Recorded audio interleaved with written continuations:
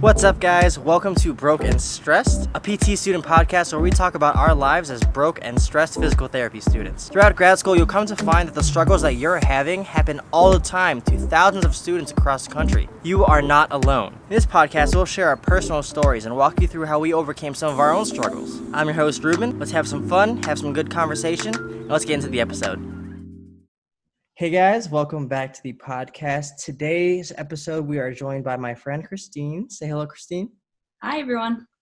And today we are going to be talking about Gossip Girl. Just kidding, we're not. That'd be sick though, because honestly, I have a lot of that too. Yeah, that'd be cool too. We'll just switch topics. But anyways, guys, Kristin is a recent grad. She actually went to the university that I'm going to. She's a year above me. Man, how's it feel to be done? It feels so good. It's definitely been a crazy year to be graduating and then studying for boards, and then looking for a job. But honestly, it feels really good, and like all the hard work, because it's a very long journey with a lot of hard work that you put in. So it feels really relieving to be done, for sure. Yeah, man, I'm excited. And hopefully it's going to be me next year, knock on wood. So what are your current plans like as a new grad? Yeah, so I ended up having an interview that a couple days after my boards. So it was all really she called my boss now had called me basically while I was taking, it was a week before my exam, and I was taking a practice exam, and I saw that my phone was ringing, and I was like, oh my goodness. But yeah, so I ended up talking to her, and I'm starting next week. So heck yeah, that's awesome. It's all kind of hard to believe, but really exciting. That is really exciting. How does it feel that you now have to start paying student loans? That's the part I'm not excited about. It is quite daunting, but I mean, at least the interest is like paused for the rest of the year. True, so true. So it's basically like we don't know anything now. Exactly. We forget about it until it's a future us problem. Exactly. So what was studying for boards like? Was it like studying for any like final exam in PT school, or? It sort of. I think it was unique to this year in particular, just that there was really only one place I could study, and that was a little bit challenging, along with the fact that I could really only study by myself. That was different, but it is sort of like studying for a PT exam, but I feel like when you have an exam in school, it's one, unit about one subject, whereas when you're studying for boards, it's sort of everything. And I guess the one thing that really helped me was realizing that half of the battle is really just understanding the question itself that they're asking. And like, I think once you do a lot of practice exams, like you'll find that there is a strategy behind just reading the question, and that made half the battle so much easier. Yeah. What study materials did you use? Because I think we're using score builders. Like our class got like score builders as a group for a discount or something. I don't know if you guys did that too. Yeah, so I did that. There was like a course that I think normally would have been on campus, but it ended up being online, so it's kind of just a prep thing. So I did that. Honestly, I think looking back, there's those programs where there's lectures and you kind of follow a schedule, and I think if I could do it all over again, honestly, I would have gone that route, just because it was a little difficult for me to kind of just read through the score builders book. I mean, it turned out okay, but I think ultimately it would have been a little bit easier. But I also listened to Dr. Kyle Rice, his podcast. He goes through a question, and he's fun, and honestly I would listen to his podcast now even though I'm not studying, so I would highly recommend that. And I think just any way to make it more fun helps it stick a little bit better. So yeah, that's what I ended up doing. Yeah, I heard good things about that, so I might look into. When did you start studying? Like, because you were amidst clinicals obviously before graduation, so when did you start that studying process? So I'm like not the kind of person that can just study for 2 weeks or whatever. I know there's people like that. I wish I was, but I decided to do like a 12-week study plan, which was one of the options one of the options presented through the Score Builders prep class. And I thought that would be a sufficient amount of time for me. It worked out pretty well. I think it was a good amount of time, but I mean, even towards the end, like the last couple weeks, I felt like, I'm ready to take this and I'm ready to not be studying for 8 hours a day every day.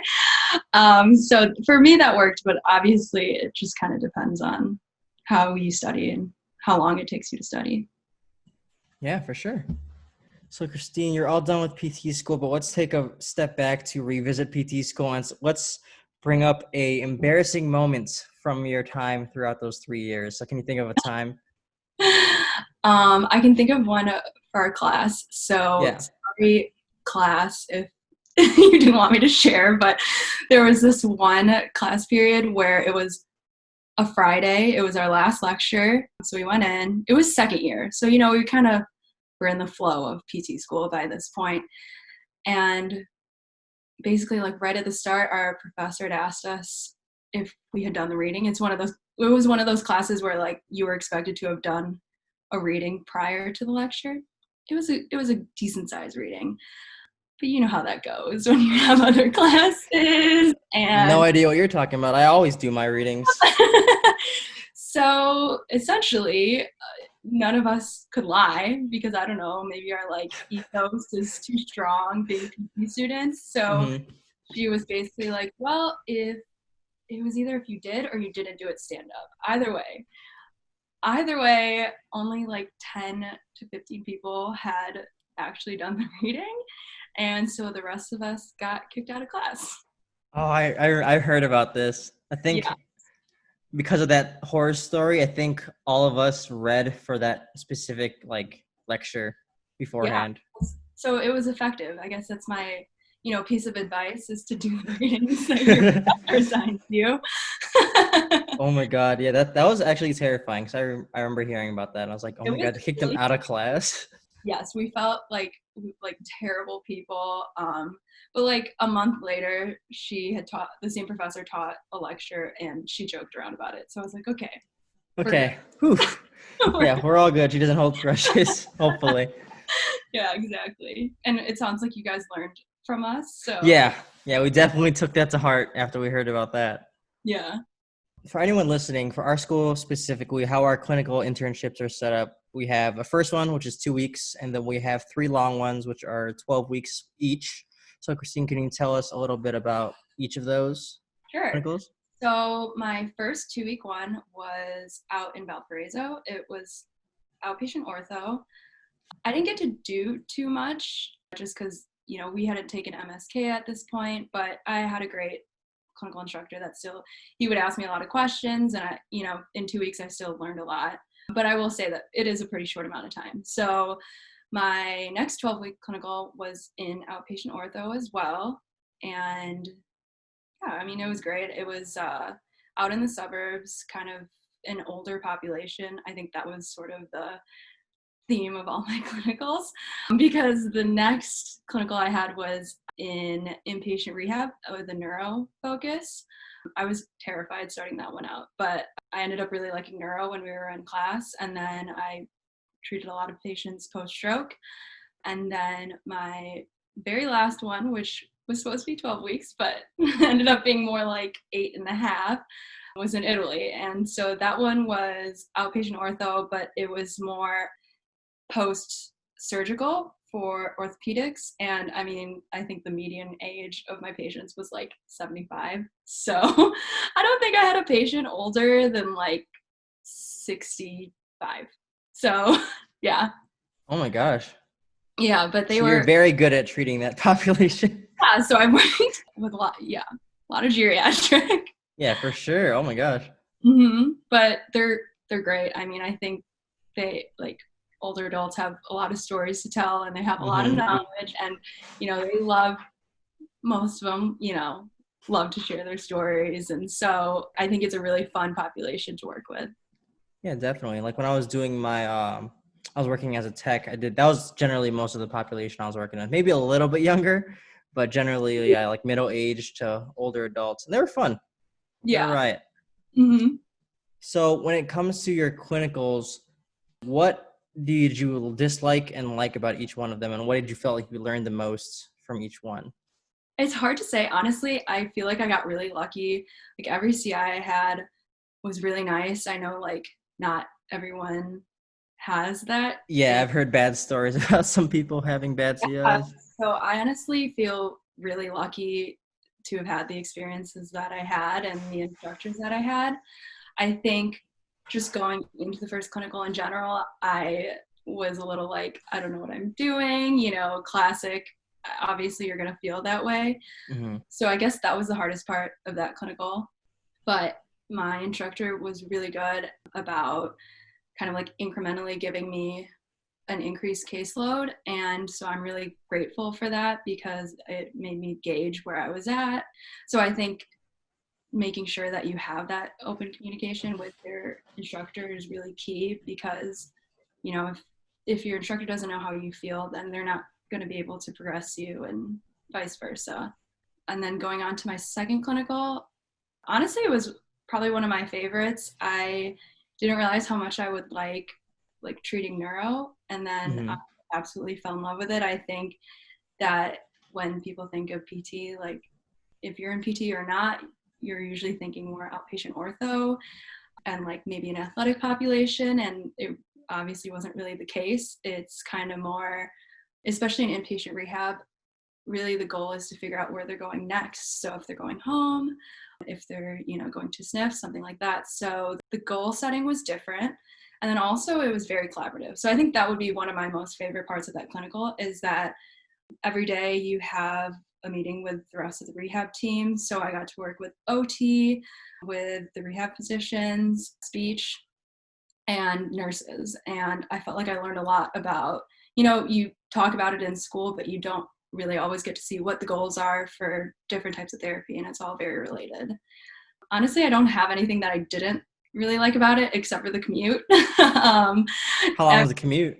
so I was taking the train, and I live out in the suburbs, and it was in Lakeview. So I would take like an hour and a half metro Oh and my then God. go to walk. Yeah, I live kind of far out. And then it was like a 10 to 15-minute power walk to the brown or purple line. And then it was 30 minutes to go back north from the loop and then vice versa and then come back. So that was definitely the most challenging part was the commute because it was just be really tiring. But I think I really loved clinical, so that made it easier. And then my last one was in Florence in Italy, and it was amazing. I don't know. Do I have can you You it's a can't really little talk bad about that. Like, um, I guess if I really had to pick something, it was that I was the only student at my clinic, and my instructor speaks English. Not everyone did, and pretty much all the patients were older, so there were really very few that spoke English, which I knew going in, but I think you just get so used to being able to talk to mhm. everyone, and like that's kind of the fun part of the work slash clinical day.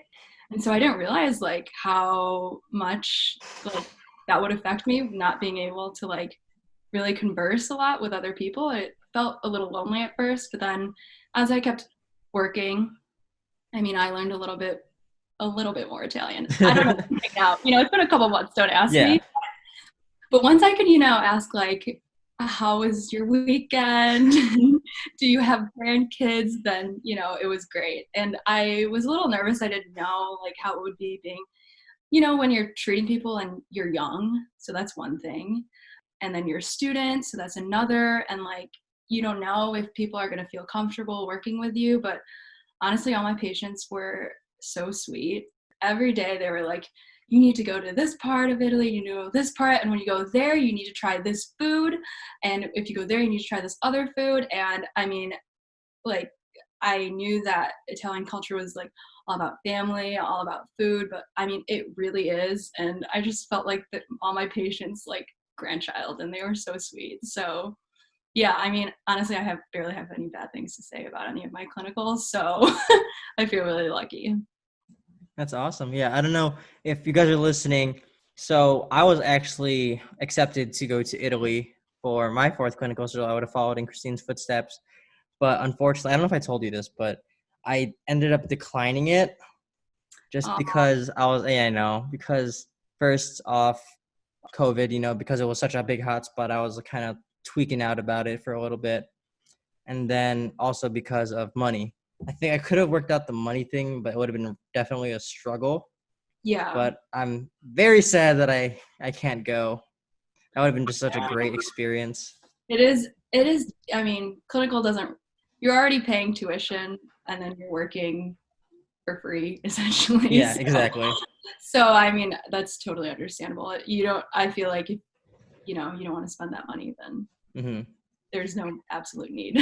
Exactly. And then plus in the future, if I want to just go to Italy just to be a tourist, then I can do that without the constraints of being a student, And working from, I mean, we were still, we were still working during like Monday to Friday, 9 to 5. So it's different. But I'm sure your weekends were filled with like a bunch of touristy stuff. Yeah. We had to get a car for the clinical. Me and my roommate are still paying off speeding tickets. Speeding tickets? Oh, So we just never really knew how fast we were. I mean, it's in kilometers, so. Oh, true. Yeah. Like you don't really have a sense of how fast you're but at first we were like not crazy about the car because it's just driving in a different country is not great, but it ended up being awesome because it's like kind of the opposite of living in Illinois, where like if you want to go to places you have to drive for like 5 hours just to get out of Illinois. It's just a small country, so 2-3 hours you're just in a whole new place, so it was awesome. Yeah, for sure. Now, in terms of like the PT aspect of it and like the clinicians and like what was different or unique about the therapists in Italy versus kind of like what we do here in America, or is there any like a lot of differences? Sure. The first thing I noticed is they don't use gait belts. Oh. Yeah. Interesting. No one fell, so yeah. Obviously it's okay. I think that was one big difference. And then at the specific clinic I was at, I know like there were some other girls with me in Italy and it wasn't exactly like this, but it was sort of like a sniff, and you would have patients come in for about an hour 15, and they would just come as 2 big groups. So in 1 hour time slot, you were working with 3 people. Oh. Yeah, which was different. But also like all the patients are sort of related. Like I said, like it was coming from post-op ortho. Yeah. So that like the exercises were pretty similar. In terms of like doing the interview, I mean, it was sort of simplified just in terms of language. But the exercises were pretty similar. Documentation, I couldn't tell you too much about, but I do know that they don't do quite as much because they have universal healthcare, which is really cool.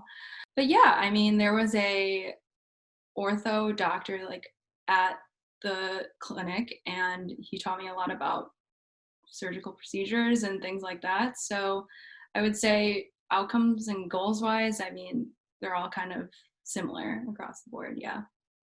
There's just I would say there's more of a laxity there in the overall, I don't know, vibe, I guess. Yeah, for sure. And that would be the difference. I think it was a little more relaxed, where I think it's not necessarily like that here. So walk me through kind of the process of like when you found out about like COVID lockdown and stuff. So what did you have to go through in Italy? Okay, let me think. So it was the end of February, and we went to Venice for Carnival, which is this like huge celebration, and there's like people in like masquerade costumes, and it's a big party basically. And sounds fun. It's super fun. And then we get to the clinic. We work Monday, we work Tuesday, and Tuesday we're there for an hour, and they're like, you guys got to go home. And we're like, oh, what? What do you mean? And so a lot of the cases in Italy started north, around where Venice was. And so we basically had to go home and hang out for a couple days. And then we were like, okay, you're good, you can come back. And at this point, we were in in Florence, so you're kind of in the middle of the country, and everything is up north. So honestly, even the people around us are not really thinking it's a big deal, it's just crazy to say now. Yeah, looking back. February was like a lifetime ago, And so basically we had like 2 more weeks, and then our clinical director called and was like, yeah, we really can't continue to like support sort of the clinical because the whole country was on a certain like zone, Yeah. as they call it. So we had to come home. That was not super fun, finding an international flight to go home. Yeah, dude. In 5 days. But me and one of the other students, she went to UIC as well. We had one more trip left in us, so we took one more trip. Did that. It was funny because for me specifically, the cheapest flight to go home had a layover in Portugal. And so all this is happening, right? It's like, oh no, a layover in Portugal. oh, that sounds terrible. Especially one that was like 18 hours. Just enough time to keep my bags at the airport without having to pay for them. Yeah. And so basically I left in the morning, but the night before the country had been shut down essentially. And everyone's calling me like, are you okay? And I'm like, yeah, I'm gonna figure it out. and I have to go from Florence to Rome with all my stuff. And I'm like, not even sure if I'm gonna make it there because, I don't know like how the travel will work. But I made it. And then I made it to Portugal and I went there for a night. And then the morning after I left there, they shut everything down there too. So essentially, I made it back at the very last second. There you go. It was crazy, but I was really glad that I was able to make it back and everything was fine. For sure. Made your trip worth a while. Yeah, we really stayed just about as long as we could, which was, like I said, a little around 9 weeks. And so it was great. Yeah. Did you have any issues in terms of meeting like graduation requirements? Yeah, so that was the other thing. We were super stressed because we had, 3-ish weeks left. And like I said, we had already missed a couple days from the week before. Mm-hmm. So we're like, oh my God. Well, first we have to leave Italy, and now it's like, are we going to graduate? So we came home, and I think that was March 10. And like a week later, all the clinicals got canceled. So it was fine. I think everyone else, so they missed the last 2 or 3 weeks again. So yeah, that was also a little bit stressful. So it's been, an interesting year. What a way to end your journey. Interesting time, yeah, to graduate. For sure. Anyone listening out there that's considering, obviously in the future when COVID, we all get that all settled down. For anyone interested in studying abroad for PT school, what tips do you have for them? So I would say it's applicable for any clinical, but especially if you're going to a different country, you really have to be flexible and sort of understanding. So I think that was the one really big thing that I got from the clinical outside of just like treatment wise was that it was a different culture. Everything moves a little slower and, not everyone is in a rush. And so you really kind of have to wrap your mind around that and realize, that everyone's moving at a different pace. There's a language barrier. I mean, honestly, these are all things that you could easily encounter in a clinical here in the US. Yeah. But I think that just like in any clinical, like I said, just to be flexible and, adaptable to not only your patients, but also the people you're working with and things like that. That would be my biggest tip is, like in any scenario, you don't want to go in thinking everything's going to be this one way because you're going to go crazy. Yeah. Mindset, right? So kind of to end it off, Kristin, for anyone listening who is a current PT student struggling through school and as a new grad, what kind of general advice do you have for them?